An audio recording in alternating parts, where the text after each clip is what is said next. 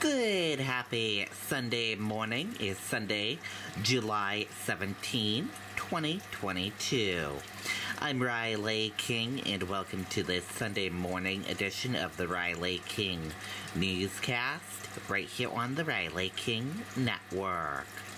We have a lot of news to get to this Sunday morning, so let's get started right now. First up, State Police chase leaves 293 ends in Manchester at Valley and Elm Streets. Let's take a listen to that video from WMUR News 9. There's helicopters everywhere. There was a whole bunch of cop cars. A police chase coming to an end at the intersection of Valley and Elm Streets in Manchester. That was just scary because Video shows several state police cruisers on 293 on the Exit 5 overpass minutes earlier, and a trooper removing spike strips. Witnesses we spoke to saw the ending from across the Dunkin' on Elm. So I was getting coffee. I happened to look over and I saw a state trooper hit a car. This gray BMW getting towed from the scene. Carol Steves tells us she saw what she believed to be a trooper hitting the car to get it to finally stop. I didn't know what was going on, and then all of a sudden, all the other state troopers just came piling in. They get gun drawn. They pulled the guy out of the car. Two Dunkin' employees who didn't want to be on camera said the same. They had to stop him because they ran away. He was running from the cops, whatever. That's how we didn't really see any damage to the car, so I don't know if it was they actually hit it or lightly tapped it. And state police say that vehicle had been stolen from a gas station in Bethlehem earlier in the evening. The driver, identified as 40-year-old Justin Dutton of Merrimack. In addition to these new charges, he's also facing active warrants for his arrest. Live in Manchester, Hannah Cotter, WMUR News 9. Okay, and there you go on that video and that report. One person in serious condition after a shooting near Bridge in Elm Streets in Manchester. Let's take a listen to that video from WMUR News 9. We begin with breaking news tonight in Manchester. Police are investigating a shooting that happened at around 8:25 tonight near Bridge and Elm Streets. Investigators say someone in one vehicle shot at someone in another vehicle. The victim is in the hospital in serious condition. The intersection does remain closed. Police have not said if anyone has been arrested. Okay, and there you go on that video and that report.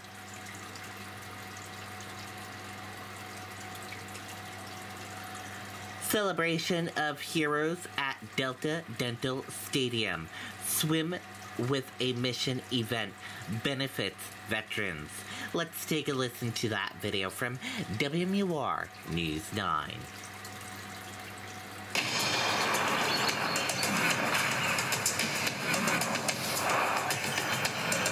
People paid tribute to service members and veterans at tonight's Celebration of Heroes at Delta Dental Stadium. The event, hosted by Swim with a Mission, just wrapped up within the last hour. It featured live music, canine demonstrations, and vendors, and was emceed by WMUR's Jennifer Bond. Organizers say the goal is to raise awareness of all the organizations that support veterans and service members. But so far, I think we're at about 1.5 million-ish in those 3 days now, and we're hoping to get to 2 million. Hopefully that's what's going to happen with all of the work we're doing here tonight. The evening finished off with a fireworks display. Earlier today, Swim with a Mission held its 6th annual swim race up at Newfound Lake at Wellington State Park. Okay, and there you go on that video and that report.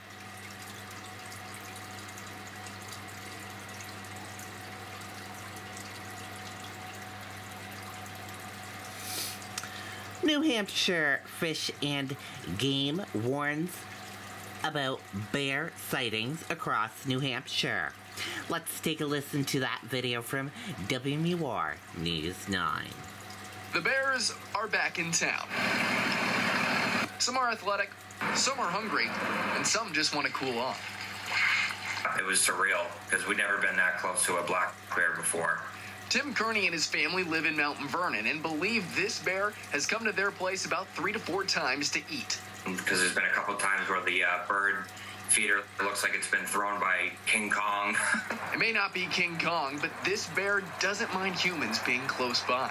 We went on our porch, and I mean, he did not care that we were stepping out. He was just, looking at us and chewing away at the bird feeder. New Hampshire Fish and Game says those bird feeders should be down from April 1st to December 1st to prevent attracting bears. Also, keep garbage secured, keep grills clean, and do not leave pet food outdoors. Over at the Haggerty's place in the White Mountains, this bear has been making regular visits every night for a while, trying to find food in the trash or maybe even taking out the trash. Since that video, we started keeping our trash inside. So since we've done that, we haven't had any visitors. There was one night where the bear even knocked on the door. I think he might have been looking for it and was saying, hey, what did you do with it? So are the Haggertys scared? We're originally from Massachusetts, and we never saw a bear before until we moved up here. Now it's just like totally normal. Oh, hey, look, there's a bear. Tim has taken down the bird feeder, and he says the bear came back and looked pretty disappointed that it wasn't there. Fish and Game says the last time someone died from a black bear in New Hampshire was all the way back in 1784. But they're still dangerous and unpredictable, especially if it's a mom and her cub. So try to stay away from bears if you can. Here in the studio, Troy Lynch, WWR News 9. Okay, and there you go on that video and that report.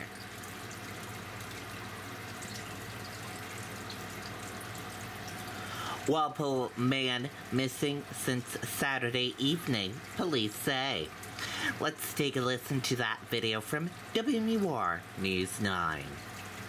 Right now, Walpole police are asking for help finding an 80-year-old man with dementia. Dean Ellsworth was last seen in the area of Reservoir Road around 5 o'clock this afternoon. He was wearing a long blue long sleeve shirt and khaki pants. If you've seen him, you can call Walpole police. Okay, and there you go on that video and that report.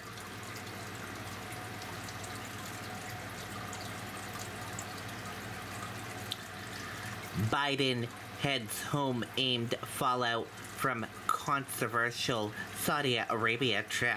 Let's take a listen to that video from ABC News. Once I did tell my story, the whole world knew about it. We're still fighting for equality. We're still fighting for respect. We get a chance to play something that we've always wanted to play.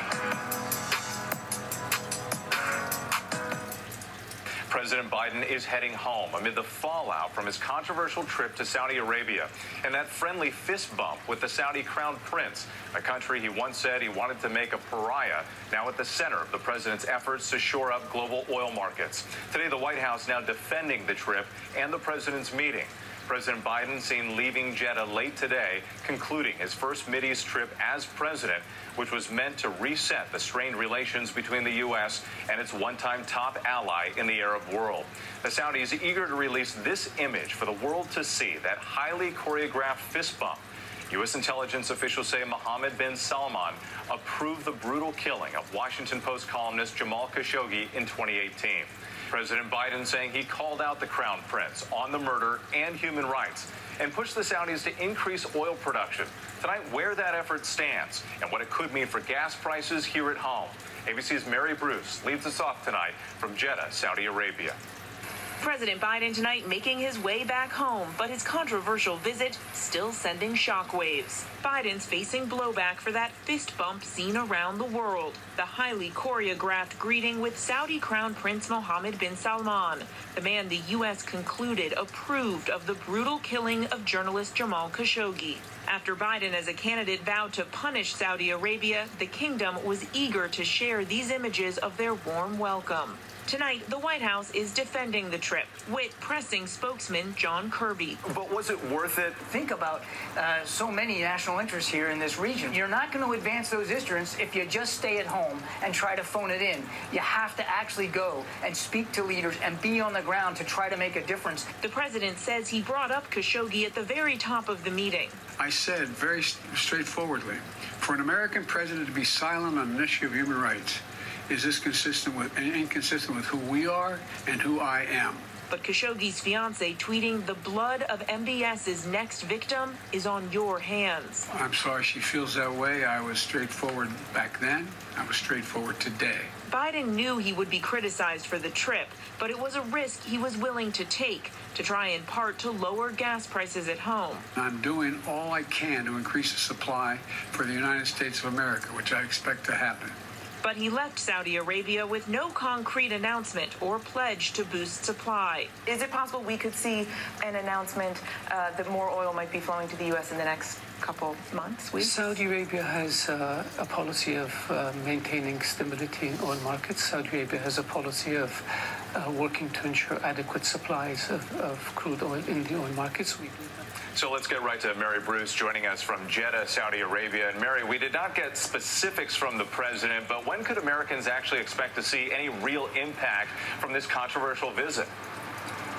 Well, the president says Americans could see an impact in the coming weeks. Now, nothing has been announced yet, but Saudi Arabia and other oil-producing nations are set to meet in early August and could potentially announce a boost in production.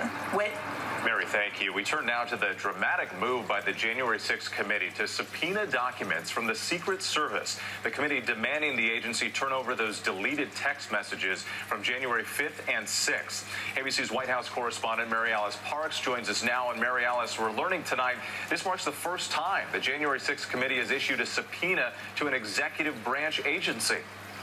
Yeah, that's right. And you can sense the committee's frustration that it came to this. In a letter yesterday, Chairman Benny Thompson outlined how the Secret Service had been asked multiple times to preserve and turn over these communications. And now the committee is not waiting around. They want these records produced by Tuesday. They are worried that evidence could be lost. These text messages could shed light on President Trump's movements that day and possibly reveal more about those allegations that he wanted to go with rioters to the Capitol and that he was told they were armed. Now, the Secret Service has said it did nothing wrong, and today in a statement said it did plan to respond and cooperate with the subpoena.